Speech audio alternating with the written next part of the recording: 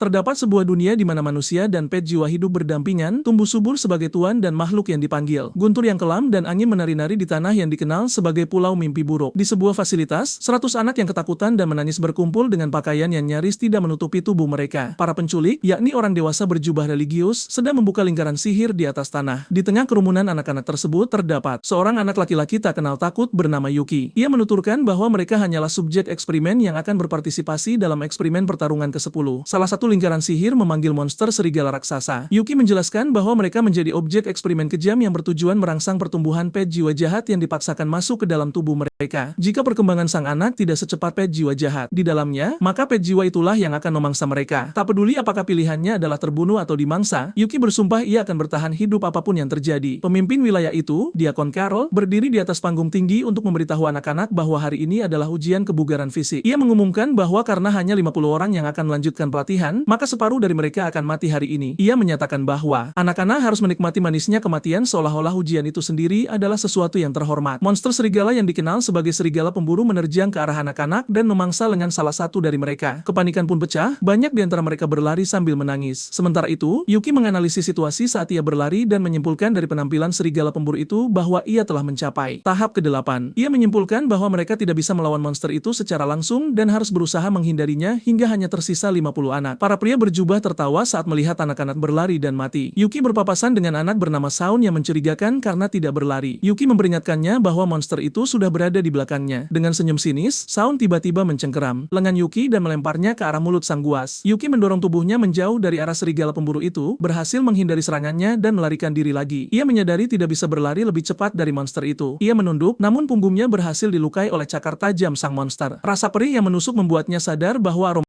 luka di punggungnya membuat monster itu semakin bernafsu untuk mendapatkannya. Monster itu menerjang dan menyudutkannya ke tanah. Yuki berjuang mendorong kepalanya agar menjauh dari wajahnya. Karo kemudian mengumumkan bahwa ujian berakhir, membuat serigala itu mundur menjauhi Yuki. Karo mengumumkan bahwa tersisa 50 orang untuk saat ini, namun tugas besok adalah bagi anak-anak untuk menjelajahi pulau secara bebas guna menangkap dan mengikat perjanjian jiwa dengan pet jiwa agar mereka bisa menggunakannya dalam pertempuran untuk ujian berikutnya. Anak-anak menjilat luka mereka dan berusaha meninggalkan lapangan. Sementara itu, Yuki mencoba bangkit hanya untuk jatuh kembali karena kelelahan. Keesokan paginya, Karo pergi ke sebuah kastil. Pelayan memberitahunya bahwa pemimpin mereka, Shin, sedang mencarinya. Karo pergi ke kantor Shin dan bersujud di hadapan pemimpinnya. Shin bertanya apakah Yuki sudah mati. Karo menjawab bahwa ia belum mati untuk saat ini. Shin merasa aneh bahwa bocah itu bisa selamat dari pet jiwa mimpi buruk putih yang ia paksa masuk ke tubuhnya. Karo bertanya apakah ia boleh membunuh bocah itu sendiri. Dengan tatapan dingin, Shin memerintahkan Karo untuk membiarkan bocah itu agar Yuki dapat lebih memelihara mimpi buruk putih di dalamnya dan melihat seberapa lama ia bisa bertahan. Anak-anak menemukan Yuki masih tak sadarkan diri di tanah. Dengan lukanya, mereka yakin ia tidak akan bertahan lebih lama lagi. Saun muncul dan menyiramnya dengan air yang memaksa Yuki bangun. Saun mengejek Yuki dengan mengatakan bahwa dirinya baik-baik saja. Hal ini membuat Yuki geram. Saun menyuruhnya untuk tidak menatapnya seperti itu. Ia menekan kepala Yuki ke tanah sambil memintanya untuk mengkhawatirkan mimpi buruk di dalam dirinya daripada mendendam padanya. Si perundung tertawa saat memprediksi bahwa Yuki akan segera mati akibat mimpi buruknya atau cakar serigala pemburu. Secara diam-diam, Yuki ingin membalas Saun. Meski dipenuhi amarah, Yuki jatuh pingsan karena terlalu lemah. Ia terbangun kemudian dengan perban di lukanya di tempat tidur camp. Teman sekamarnya, Tina, melihat ia sudah bangun. Yuki menggoda bahwa ia senang melihat Tina belum mati. Tina dengan marah mengatakan bahwa ia sebaiknya bersyukur karena hanya dirinya lah yang mau membantunya mengobati luka. Yuki berterima kasih karena ia merasa jauh lebih baik sekarang. Tina mengatakan ia harus membalas budinya. Ia melaporkan bahwa sudah 3 hari Yuki tak sadarkan diri. Meski belum pulih sepenuhnya, Yuki bangkit untuk mengambil pakaian agar siap untuk pertempuran pet jiwa. Tina dengan senang hati menawarkan diri untuk menemaninya, namun Yuki menolaknya dengan alasan bahwa mereka harus berpisah karena tidak bisa berbagi pet jiwa yang bagus. Ia juga mengatakan bahwa dirinya tidak bisa dipercaya. Yuki meninggalkan kabin, membuat Tina marah karena ditolak. Yuki berjalan melewati hutan sambil menghindari binatang buas. Ia berencana memasuki bagian terdalam pulau tempat pet jiwa terkuat berada.